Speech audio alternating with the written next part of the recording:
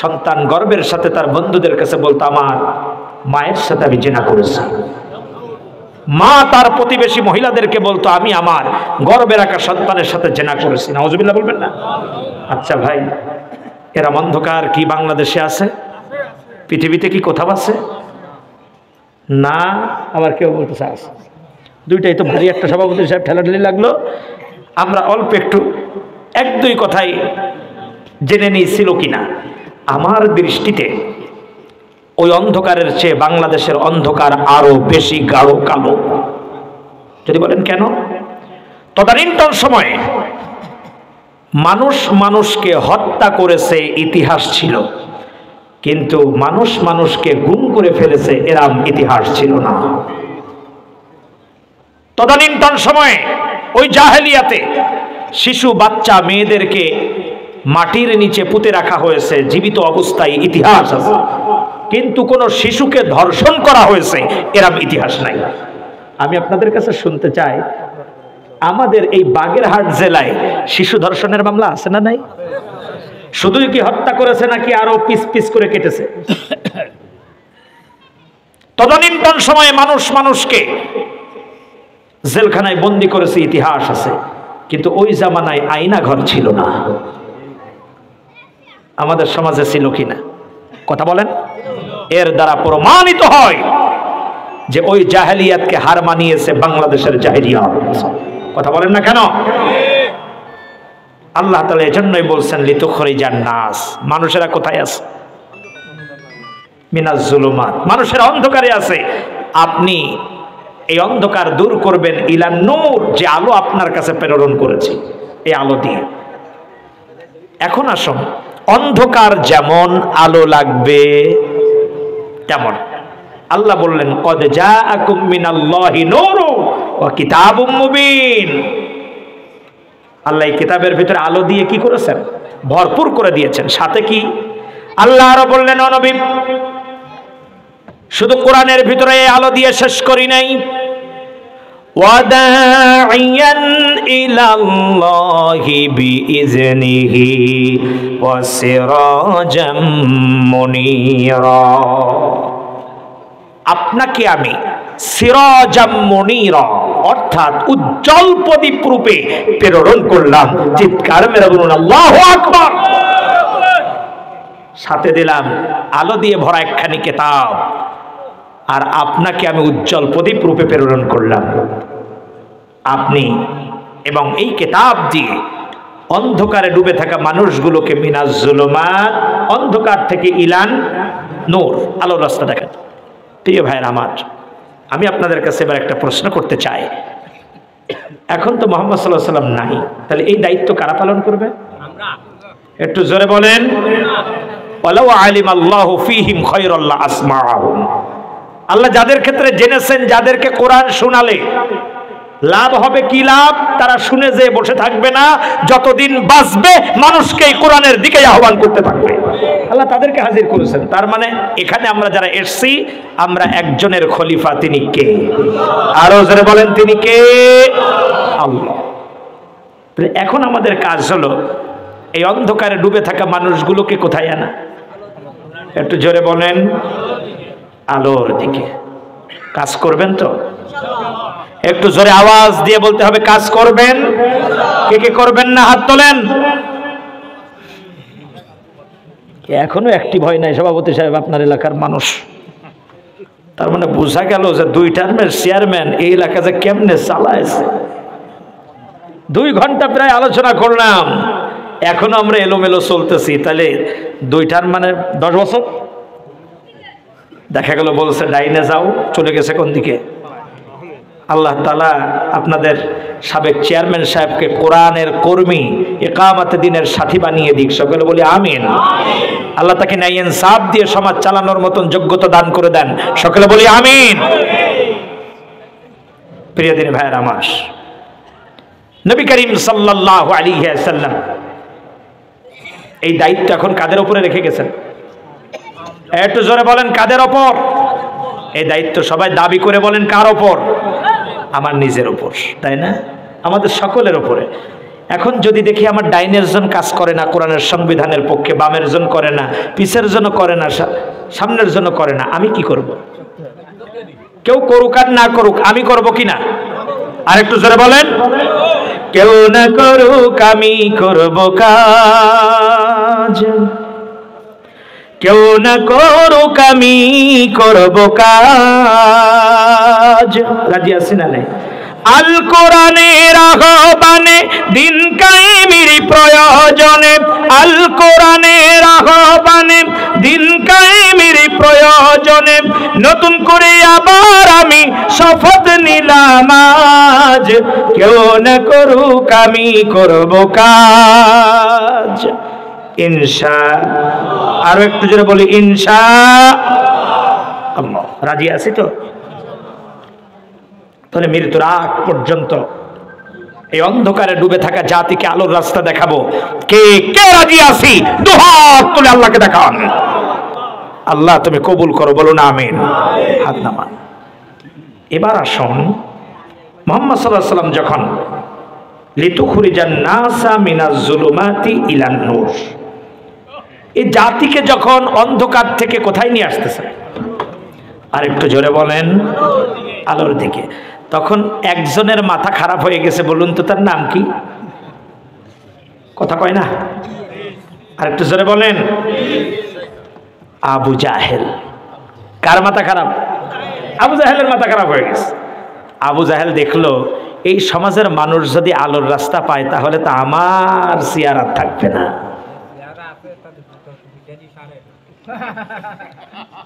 শুধু তাই নয়, মুহাম্মদ সাল্লাল্লাহু আলাইহি ওয়াসাল্লাম হয়ে যাবেন নেতা, আর আমার স্থান সমাজে আর থাকবে না।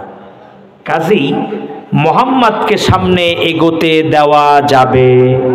আর একটু জোরে বলেন, যাবে না। এর জন্য করণীয় কি? আবু জাহেল দ্রুত বেগে অধিবেশন ডাকল তার সংসদের ভিতরে। আবু জাহেলের সংসদের নাম কি ছিল? হাই হাই রে আমরা মুসলমান, দারুন নাদওয়া। কি নাম? যেখানে সে আইন পাশ করতো সে জায়গার নাম কি ছিল? দারুন নাদওয়া। বাংলাদেশে যেখানে আইন পাশ হয় ওটাকে কি বলে?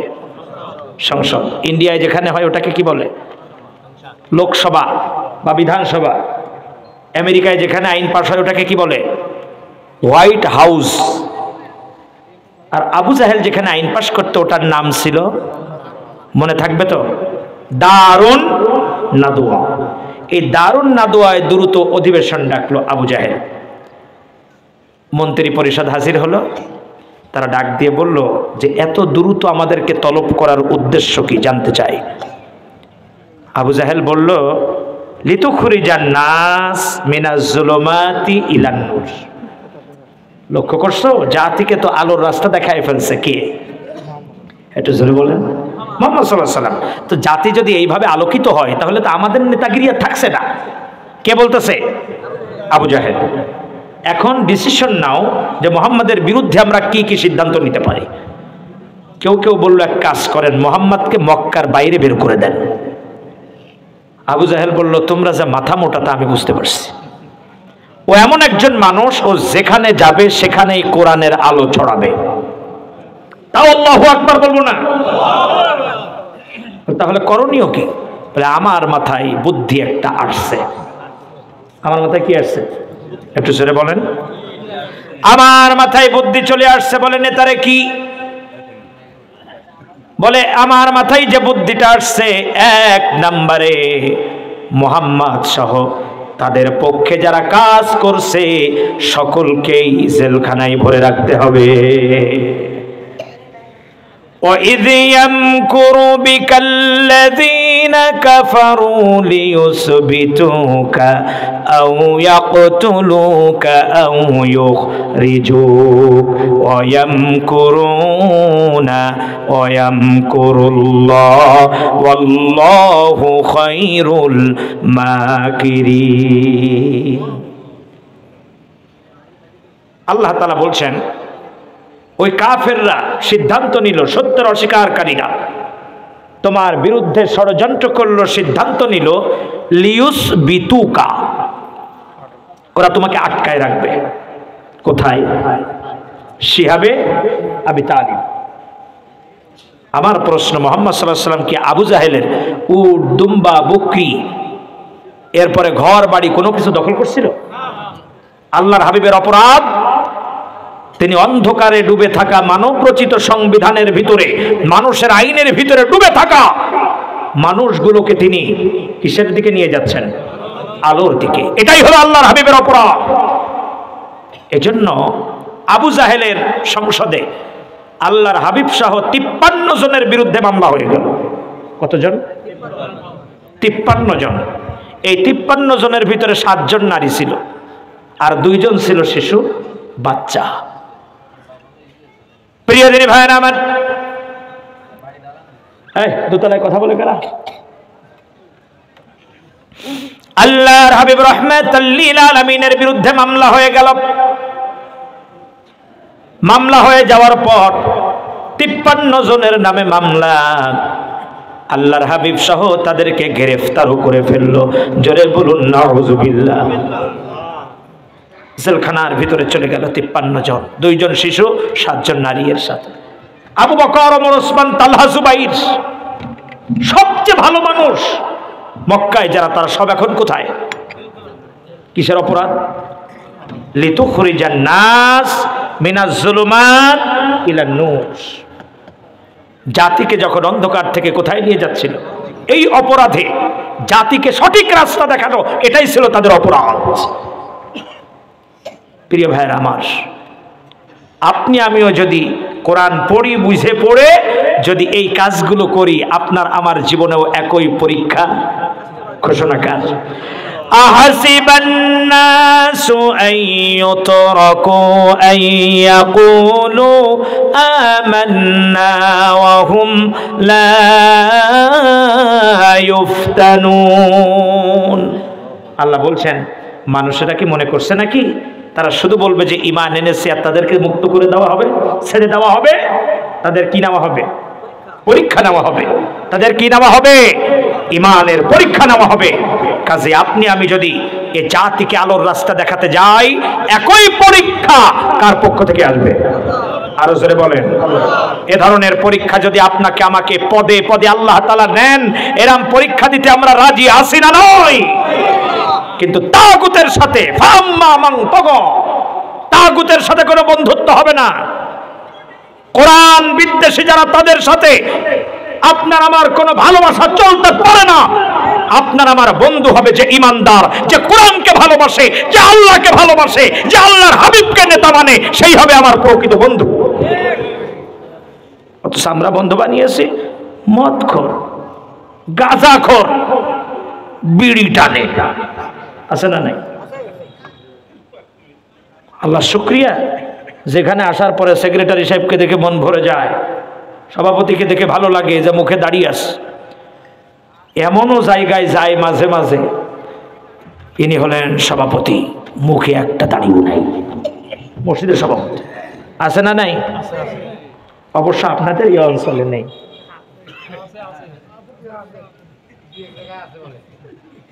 সভাপতি দাঁড়িয়ে প্রস্তাব করে, এমন নজির আছে। ওই যে আমার মানিক ভাই ছিল না এত সময়, তার কাছে জিজ্ঞাসা করবেন, তার বাসার পাশে খোল নাই, ওজাকে বেরতেছে। নামাজ শেষ, সিগারেট টানা শুরু করবে। এরামস মসজিদ মাদ্রাসার সভাপতি সিগারেট টানে, এরম মানুষ আছে না নাই? আপনাদের এলাকায় তার নেই? হ্যাঁ, সমস্যা আপনাদের এলাকায়ও ছিল?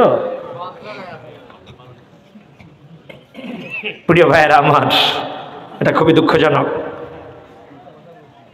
এই সমাজ পরিবর্তন করতে গেলে আগে নিজেকে ভালো হতে হবে। নিজেকে কি হতে হবে?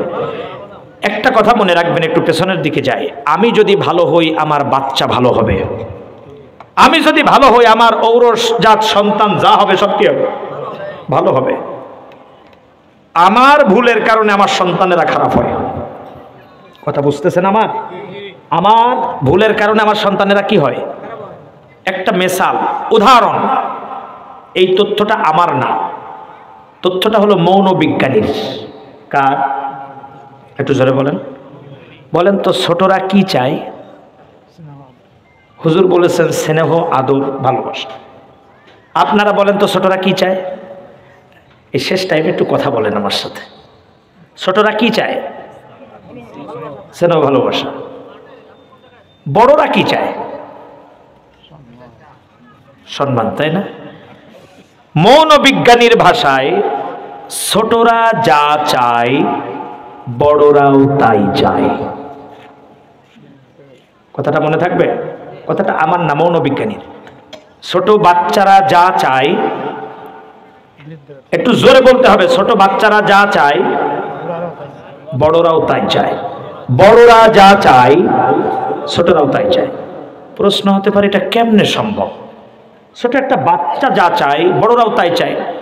আজকের আপনি খানজাহান আলী রহমাতুল্লাহ আলাই বাজার থেকে 4 কেজি বা 5 কেজি ওজনের 2টা কাতলা মাছ কিনবেন। কয়টা? 5 কেজি ওজনের কাতলা মাছ পাওয়া যায়?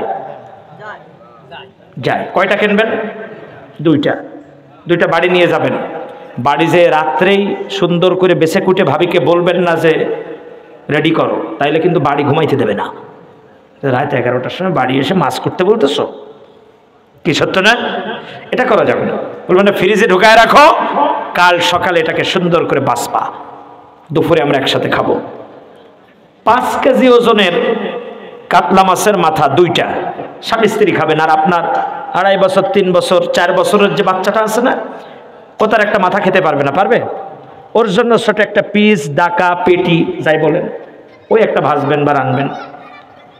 স্বামী স্ত্রী 2 জনের প্লেটে 2টা মাথা, বাচ্চার প্লেটে একটা পিস। বলুন তো বাচ্চা কি ভাত খাবে? একটু জোরে বলেন, বাচ্চা কি ভাত খাবে? না। এবার আপনি যদি বলেন আব্বু তুমি খাচ্ছ না কেন, ও কিন্তু আনন্দের সাথে করবে না, মাথায় এরকম করে দিয়ে থাকবেন, খাচ্ছি না কেন তাও বলবে না, মাথা কি করবে? গোস্সা হয়ে নিচের দিক তাকায় থাকবে। আপনি 2-1 বার যদি বলেন আব্বু খাও না কেন, খাও, তখন সে বলবেও না যে মাথার মাজা দাও। ও আস্তে করে এরকম সাইডে আব্বা অথবা মা দুজনের যে কোনো একজনের প্লেটের দিকে হাত এরম করে বলবে, তার মানে কি চায়? কথা কি সঠিক আছে কিনা? তাহলে ছোটরা কি চায়? উত্তর দেন, উত্তর দেন। ছোট মানুষ খেতে পারবে না, কিন্তু চাওয়া টাকার মতন। মনোবিজ্ঞানীর কথা বলছি। তাহলে ছোটরা কি চায়? জোরে বলেন, ছোটরা কি চায়?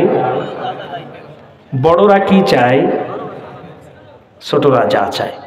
তাহলে ও পিতা, আপনার যে ছেলেটা আজকের বিড়ি খায় কার কাছ থেকে শিখলো? হুজুর রে কি জ্বালাতনে ফেললেন। আপনার যে ছেলেটা আজকের বিড়ি খায় কার কাছ থেকে শিখেছে বলেন? এমনও পিতা আছে,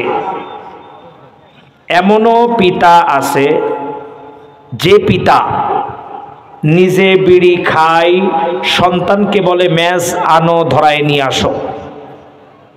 এরমও পিতা আছে না নাই? শুধু আপনাদের এলাকায় নাই।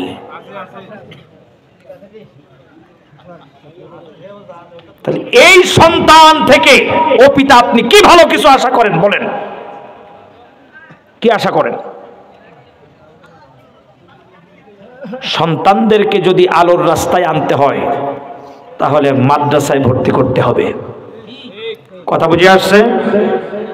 এবার আসুন, এখানে যাদের সন্তান এখনো পড়ার মতন হয় নাই, তারা মাদ্রাসার ছেলেদেরকে লজিং রাখবেন, রাজি আছেন না নাই? এই কোরআনের নূর আপনার বাড়িতে ঢুকবে, আসবে, কারণ এক একটা হাফেজ এক একটা জীবন্ত কোরআন। যারা বলুন কথা ঠিক কিনা? আপনার বাড়িতে একজন হাফেজ যাওয়া আশা করুক, এটা আপনি চান না? আর একটু জোরে বলেন, চান কি চান না? যদি চান তাহলে এই মাদ্রাসার দিকে খেয়াল রাখবেন তো। আপনার সন্তান ডিসি হবে, এসপি হবে, মন্ত্রী হবে, ম্যাজিস্ট্রেট হবে, জজ হবে, ইঞ্জিনিয়ার হবে, ডাক্তার হবে, কিন্তু ওর পেটের ভিতরে যদি আল্লাহর কোরআনের আলো থাকে কোনোদিন দুর্নীতিবাজ হবে না।